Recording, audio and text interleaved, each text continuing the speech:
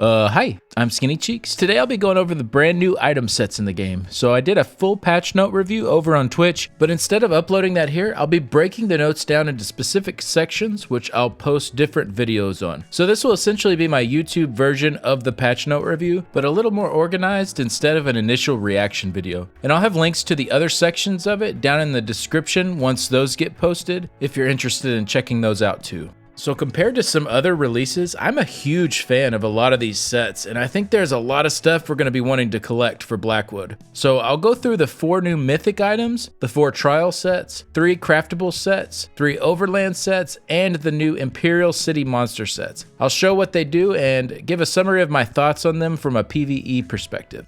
So let's go ahead and get started with the Mythics. So first up, we have Gaze of Sithis. This is a heavy helmet, and it adds 5,000 max health, 500 health recovery, 10,760 armor, but it reduces your block mitigation to 0. So this set is really strong. The amount of tankiness it adds is just insane. It does have the stipulation that you can no longer mitigate damage through blocking though. So not going to be a great tanking option for most encounters, and as a non-tank, encounters that have mechanics where you have to block them in order to survive, this is a no-go. However, for anything else, this is going to, I think, make some content a lot easier to get through. Remember, you are only giving up a 1 piece for all of these stats. I gave this a shot in the new trial on my sorcerer and ended up with 37k health after buffs. I think really the biggest downside is that you do give up the damage from being able to slot this next mythic.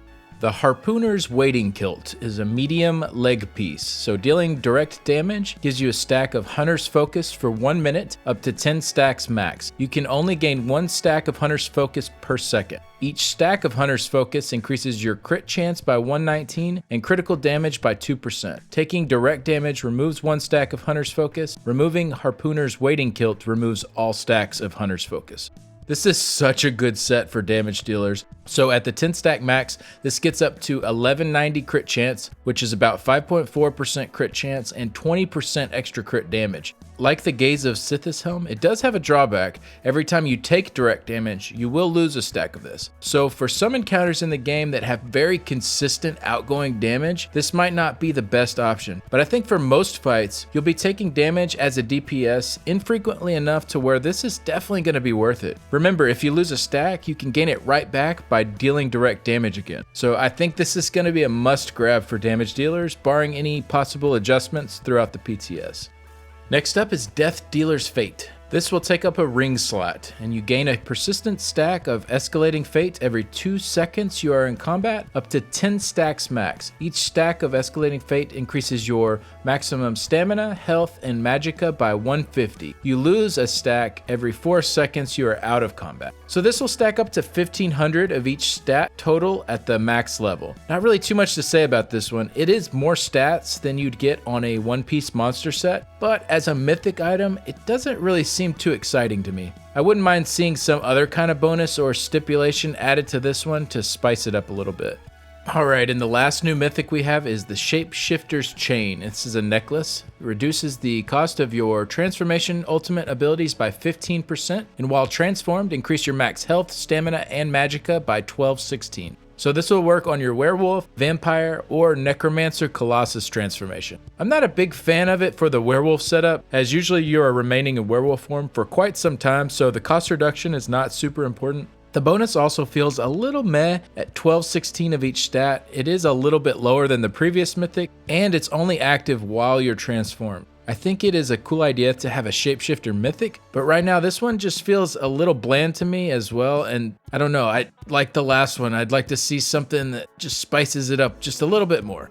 We also did have one mythic that appears to have been shelved, at least for the time being, that was previewed by some content creators that had early access to the player test server. So on this one, whenever you gather resources from a harvesting node, you gain 1 stack of Harvester, up to 20 stacks max. Each stack of Harvester increases your chance of gathering bonus materials by 10%. Removing the ring removes all stacks of Harvester. Harvester does not affect resources gathered with crafting surveys or bonus resources received during holiday events. So I'm not sure why they decided to leave this one out, but maybe we'll see it with a different DLC. Okay, now we'll go through the new trial sets. First up, we have the light set, Vashai's Mania. adds 129 spell damage, Minor Slayer, 657 spell crit, 129 spell damage on the perfected version, and then increases your damage done to non-player enemies by up to 15% based on your missing magicka. So I really like the perfected bonus and the 2 through 4 piece bonuses on this set. It's a little bit better than what we got on Sororia. And this set looks like it could be really strong. So rarely is Sustain so good that you're sitting at full resources for the whole fight. But even if you are, you could always dump some magicka before the fight to still make use of it. It does require a little bit of micromanagement to get the most out of it, but even just playing with it normally, you should still be able to see some good results. So the way that it works is that it just scales with your missing magicka. So at 66% magicka remaining, you get a 5% bonus, 33% remaining, a 10% bonus, and then the full 15% if you're tapped on resources.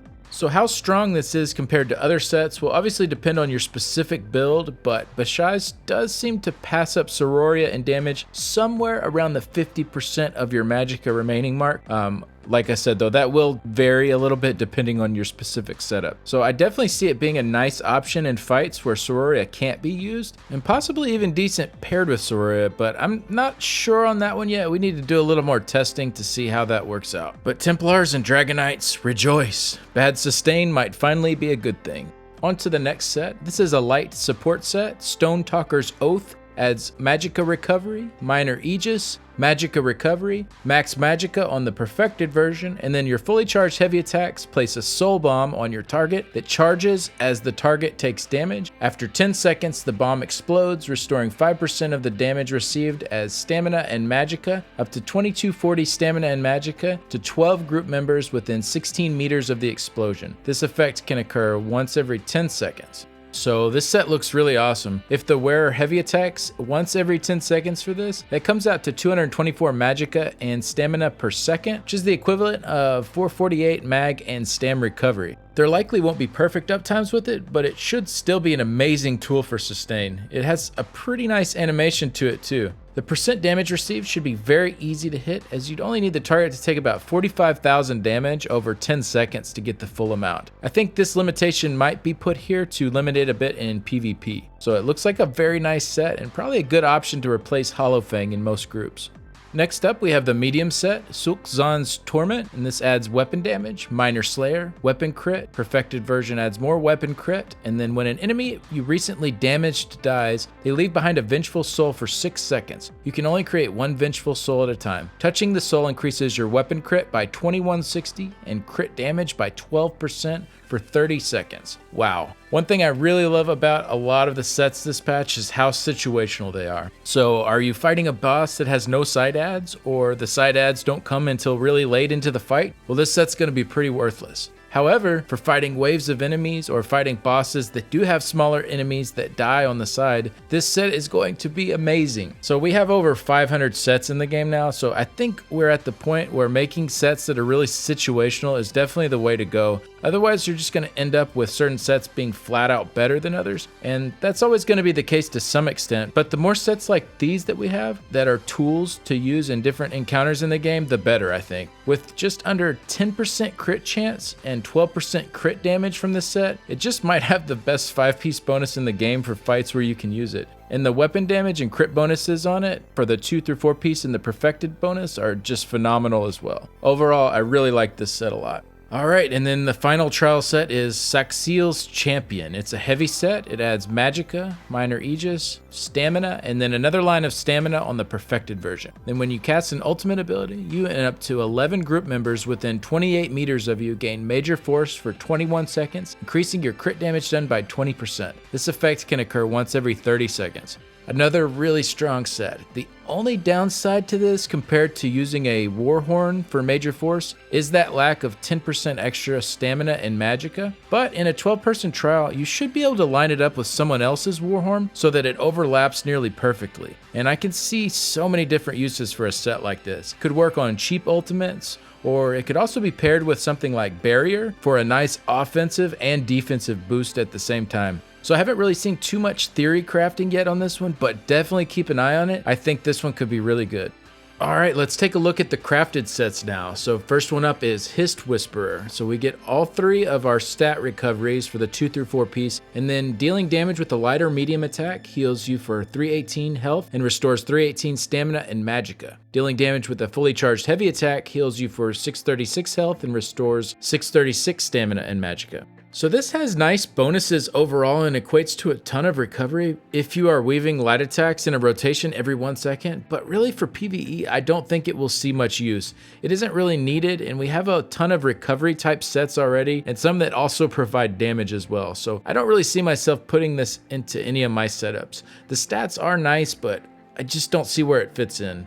Alright, next up we have Heartland Conqueror. This adds weapon and spell damage, max magicka, max stamina, and increases the effectiveness of your weapon traits by 100%. This does not affect ornate or intricate traits. So this is one of the most interesting sets to come this patch in my opinion. I really like it because of the flexibility of the 5-piece bonus, and with running different traits on different bars, we can get really creative with the setups for both PvE and PvP I think. The main thing I think hurts the set a bit for DPS purposes is having the 3 and 4-piece bonuses be opposite resources instead of something combined like the 2-piece that gives weapon and spell damage. But even so, I think it's a really nice set and possibly one of the new best crafted sets for DPS, but there are plenty of other uses as well, so I'll quickly just read through the bonuses that it gives to each trait. So charged becomes 220% increased chance to apply status effects for a one-handed weapon and 440% for a two-hander.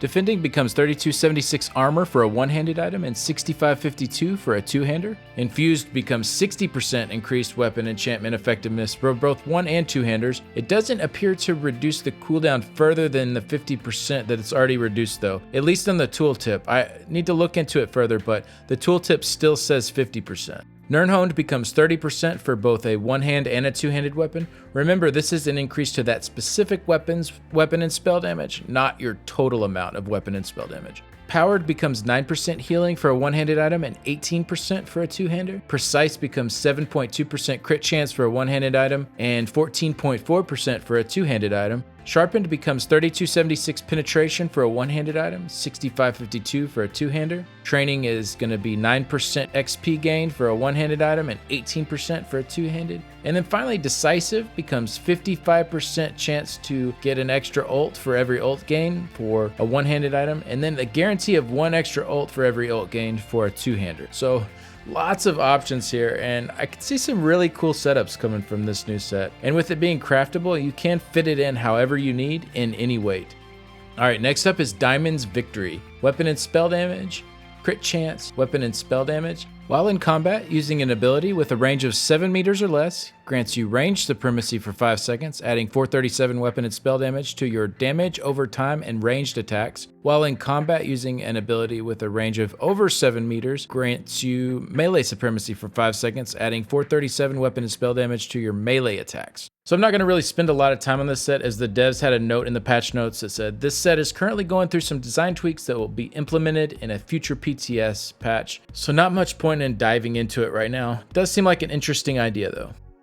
Okay, now we'll look at the Overland sets. The first one up is Frostbite. It's the light set. It adds spell damage, spell crit, spell damage, and then increases your damage done with frost abilities by 6%, increases your damage done against chilled enemies by 4%, and increases your damage done against enemies afflicted with minor brittle by 2%. This set seems pretty cool. Even if you have no frost damage at all, this set would give you a 6% damage boost, provided there was perfect uptime on both chilled and brittle from someone in your group. Add in a class like Magicka Warden that has some frost damage, and maybe you are the one in charge of applying chilled and brittle, and you have a pretty nice damage boost to your frost stuff as well. Let's say a third of your damage is frost. That 6% boost would be another 2% total damage boost, coming out to 8% total damage from the set. So that's not too bad at all. I really like the concept, and though I wish frost magic on its own was a little more intriguing for damaging rolls, I do like that there is a set to boost it nicely for those that want to go that route. Alright, next up we have Deadlands Assassin. This is a medium set, adds 129 weapon damage, 129 weapon damage, max stamina, and then the 5-piece has another 200 weapon damage. Dealing damage to an enemy within 10 meters of you with a heavy attack causes you to throw a cone of knives, dealing 7652 physical damage to enemies hit. If an enemy hit has 50% health or less, they also take an additional 18,081 bleed damage over 13 seconds. This effect can occur every 15 seconds and scales off the higher of your weapon or spell damage. So I guess this is the only damage proc set introduced this patch. At an initial glance, not super hyped about it for PvE considering it requires a heavy attack, but it doesn't say a fully charged heavy attack is required, so a quick medium weave should also proc it. But even then, the numbers aren't there, I don't think, for PvE scenarios. It is AoE damage, which is nice, but the harder hitting component doesn't kick in until below 50% health, and even then it has a long 15-second cooldown on it. The original patch notes didn't mention the cooldown, so I was thinking it might be interesting on trash with consistent medium weaves between each attack or something like that, but now knowing it has a 15-second cooldown, I just don't see it being too useful for PvE. And then our final Overland set coming in heavy, Bog Raider, Magicka, Health, and Stamina for the 2 through 4 pieces, and then when an enemy you have recently damaged dies, gain 10 ultimate and increase your health recovery by 1156 for 10 seconds. This effect can occur once every 10 seconds. If it wasn't for that long 10-second cooldown, we'd have a nice Deadwater's Guile replacement, but as it is, I'm not too thrilled about this one for PvE. Health recovery on it is nice, but not a stat you would typically be building for in PvE content. I'd like to see a less powerful Deadwater Guile with this, where you could still gain ult on each enemy that died, but maybe not as much ult as we were getting before in previous patches. But yeah, that 10-second cooldown really stops that from happening. And finally, onto the new monster sets. The masks come from Imperial City, the PvP zone, from a few of the bosses there, and the shoulders are purchasable with Telvar stones. So first off, we have Zol the Ever Wakeful. Adds max stamina, and then when you break free, you release a wave of Watcher energy, causing enemies within 8 meters of you to become feared for 3 seconds. You also gain 34 weapon and spell damage for each enemy hit, up to 6 enemies for 7 seconds. So not a ton of weapon damage, even if you do manage to hit all 6 people, but no cooldown here on this one, so it is kind of interesting that you have a fear permanently baked into your break free mechanic. These sets are definitely more PvP themed, which makes sense considering they come from a PvP zone. Next up is Immolator Char. This adds armor and max health, and then when you take damage while below 50% health, gain immunity to immobilizations, snares, and crowd control effects for 10 seconds. This effect can occur once every 40 seconds. So it has a pretty long cooldown, but that 10 seconds of immunity is pretty huge and could likely be a lifesaver in many cases. Often when you get that low on health is when experienced players will go for their ultimate and CC combos to finish you off, so this should be pretty nice to counter that. But you will have to play a little more safely while that cooldown phase is in effect. Should also play pretty well with the multiple champion point nodes that affect you while you are immune to crowd control. And then finally we have Glorgulok the Destroyer. Adds max health, and then while in combat, each second you stand still grants you a stack of Flesh Fortress, up to 10 stacks. Each stack increases your armor by 380 and your crit resistance by 38. Each second you move removes a stack of Flesh Fortress. Exiting combat removes all stacks, and then using a charge or teleport ability does not remove stacks from Flesh Fortress. This gives an okay amount of crit resist and a fair bit of armor together, but has a strange requirement of you standing still. I can see this maybe being used for flag objectives or by someone bound and determined to hold a point, but even then the bonuses just don't seem to justify having to stand still to have them, in my opinion. They don't leave immediately if you move, so there is that aspect as well, so you can still adjust some and move with gap closers as well without losing your stacks. I don't know if this is one I'll mess with, but maybe I'm overlooking some good uses for it. Alright, that's going to do it for this video. Lots of cool new sets. I'm really hyped for Blackwood. I hope this video was informative and maybe helped you think of a new way to use a set that you hadn't before. Big thanks to my Patreon supporters. If you'd like to see how you can help support the channel, I'll have a link in the description below. And also a special thanks to Nicholas, Simon, and the Privy League Guild on PlayStation's European server. Really appreciate it, guys. And thank you all for stopping by. See you all in the next one. Bye.